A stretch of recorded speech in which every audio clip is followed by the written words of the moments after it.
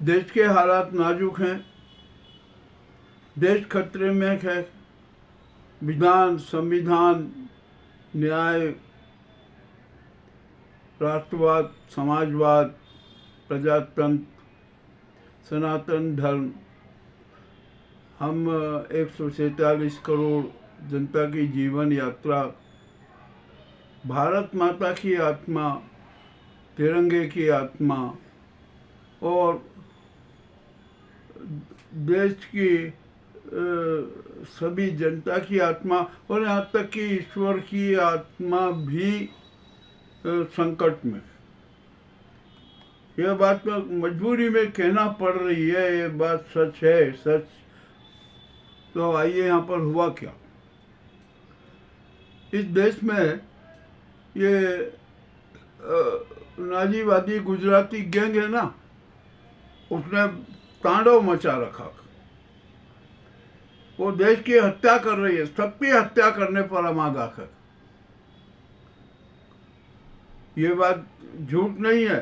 संविधान की हत्या, विधान की हत्या, कानून की हत्या, सनातन धर्म की हत्या, राष्ट्रीय पावनता की हत्या, प्रजातंत्र की हत्या, सनातन धर्म की हत्या और सबकी हत्या करने का इसका पूरा नाटक चला। और हमारे 147 करोड़ जनता है ना, तमाशा देख रही है, ताली पीट रही है। वो उसमें इतना दम नहीं है कि वो आवाज लगा सके, परंतु उसकी भी मजबूरी, आवाज लगाए तो किसे?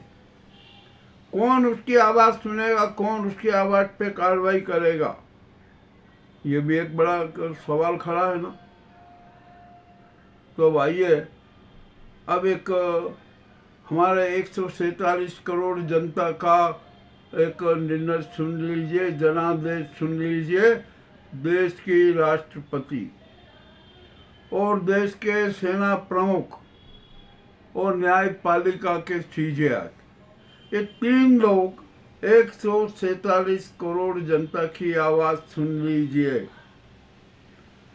अब देश में क्या क्या नाटक हो रहा है, कितने कांड हो रहे हैं, कितने घोटाले हो रहे हैं, ये सर्वविदित है, किसी से छिपे नहीं है।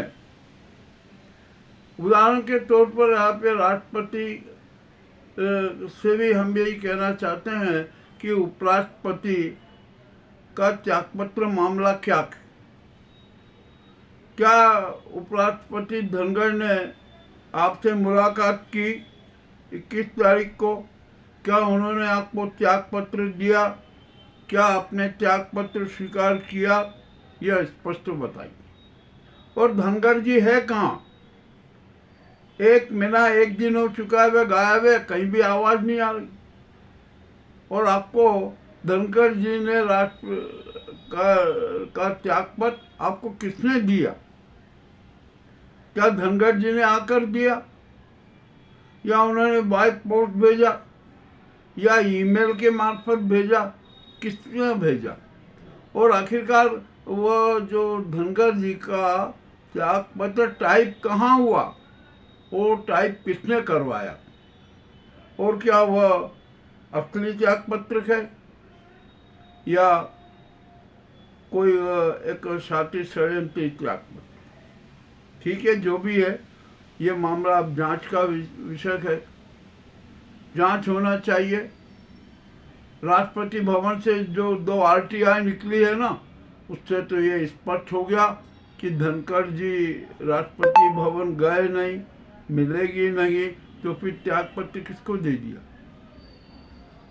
क्या खाली लहरा दिया त्यागपत्र राष्ट्रपति भवन में जाकर, या दीवार पे चिपका दिया, या कहीं वहां पटक के चले आए?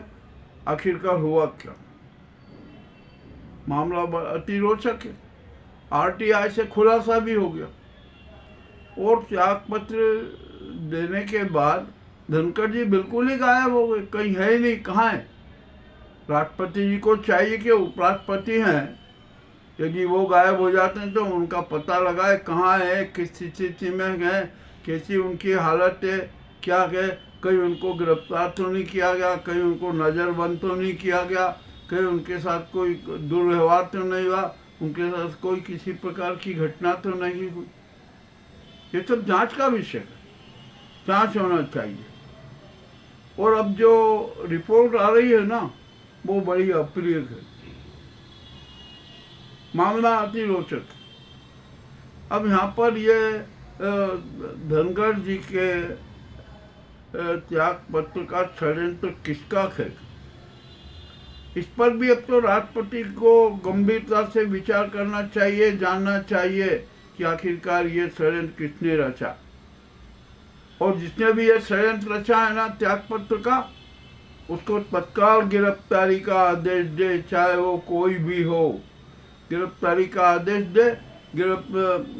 गिरफ्तारी का आदेश देकर उनका रिमांड लिया जाए और रिमांड में 3rd डिग्री का प्रयोग किया जाए और सच जाना जाए कि आखिरकार यह षड्यंत्र किसने रचा और क्यों रचा। यह राष्ट्रपति का जवाबदारी है। और यदि राष्ट्रपति अपने दायित्व का निर्वहन नहीं करती है ना, राष्ट्र धर्म और राजधर्म और जनधर्म नहीं निभाती है ना, तो सेना को ये कदम उठाना चाहिए।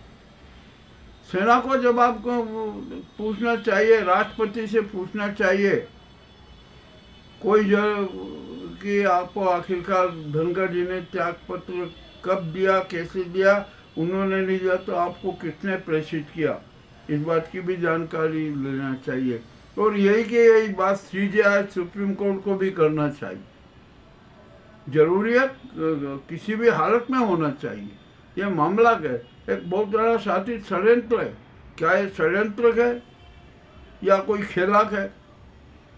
अब यहाँ पर जब ऐसी स्थिति बनी हुई है ना, तो हम एक बात यहाँ पर और स्पष्ट रूप से कह देना चाहते हैं।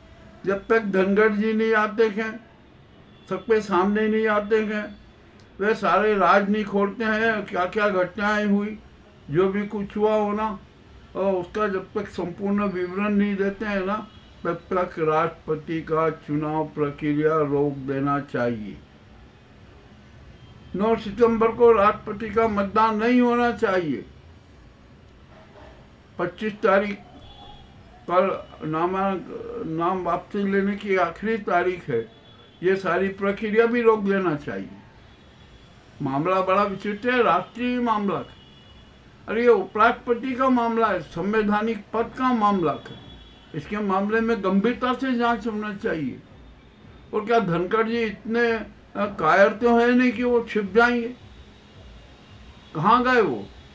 क्या बहुत बीमार हैं? यदि बहुत बीमार है तो उनका उपचार कहाँ हो रहा है? और यदि वे रह रहे तो कहाँ रह रहे है? वो दिल्ली में, ये बात तय है। और शायद मेरा ख्याल है जहाँ तक उनको नज़र बंद किए हुए है, वे उन पर पहरा भी लगा हुआ है। और जो हमारे यहाँ की जो सिक्योरिटी रहती है ना, उसका चरित्र तो हम जानते हैं कि वो क्या है, वो जासूसी अधिक करती है और सुरक्षा कम करती है। ये भी मामला बड़ा अति रोचक है। और यहाँ पर हमसे एक बात ये कह रहे हैं, ये समूचे विपक्ष से बात कर रहे हैं। समूचे विपक्ष की भूमिका भी अभी स्पष्ट क्यों नहीं हो रही? समूचे विपक्ष को सड़क पर आ जाना चाहिए कि ना, धनखड़ जी कहाँ है, उनको पहले उपस्थित करो, उनको यहाँ खड़ा करो, उनका बयान करवाओ, क्या हुआ क्या नहीं हुआ, सारी घटना का विवरण बोल दे। उसके बाद में आगे के राष्ट्रपति से चुनाव की बात करें। आपने प्रत्याशी उतार दिया, विपक्ष ने, सही बात है, कोई बात नहीं, उतारा।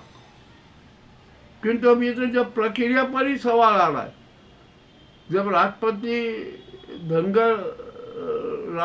धनखड़ जी को धनखड़ जी ने इस्तीफा नहीं दिया, तो फिर ये सारी चुनावी प्रक्रिया क्यों? राष्ट्रपति इसका जवाब दे। आपके यहाँ से RTI से जवाब दिया गया, वो जवाब सच है या झूठ है, इसका भी वो क्लियरिफिकेशन करें।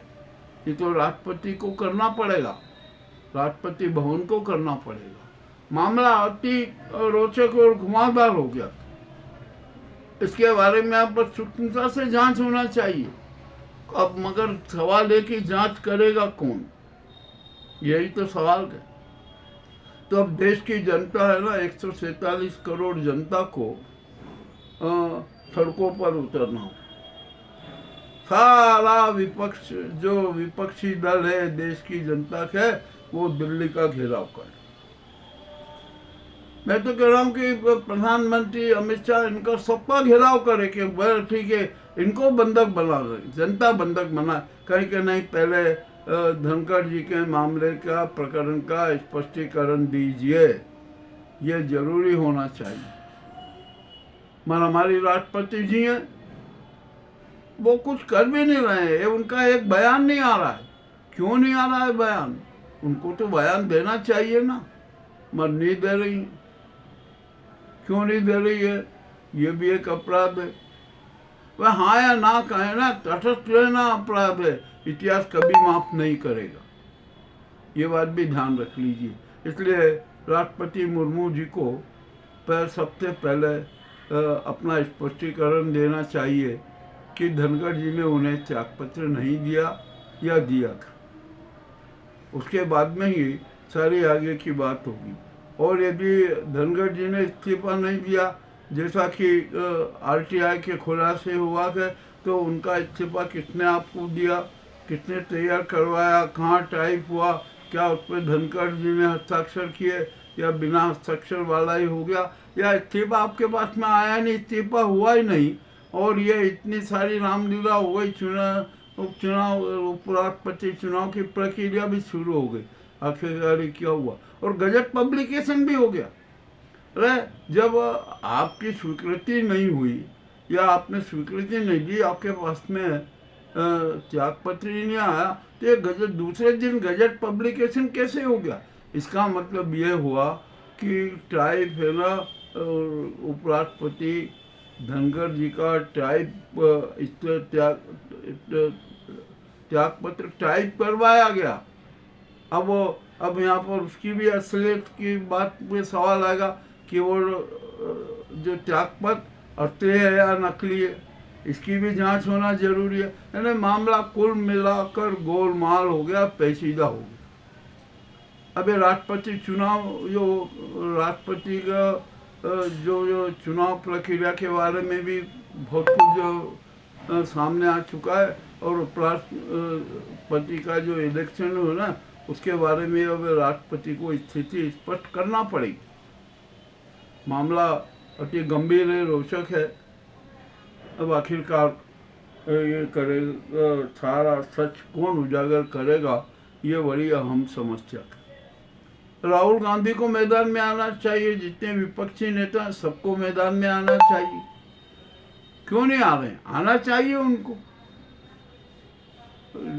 यदि आप जब मताधिकार के लिए इतना बड़ा अपने बवंडर खड़ा कर चुके हो, तो उपराष्ट्रपति पद जैसे पद के लिए आप मौन क्यों? जरा आइए, मैदान में आइए, जनता को साथ लाइए, पूरा घेर लीजिए दिल्ली को बंधक बना दीजिए। ये तो जरूरी है ना, राष्ट्रीय न्याय की जरूरत है, सामाजिक न्याय की जरूरत है, जन न्याय की जरूरत है, ये बहुत बहुत जरूरी है। अब हमने जो प्रस्तुति दी है, इसके मामले में आपका क्या सोच है, जनता क्या सोचती है? अब तो जनता को आवाज़ उठाना पड़ेगी। और हम तो कहते हैं ना, जनता तो साफ कह रही है कि ये गुजराती गैंग है ना, ये बहुत षड्यंत्री गैंग है, इसका अंतिम संस्कार होना चाहिए। अब मोहन भागवत जी से भी हम कहते हैं, अरे आप क्यों चुप हो?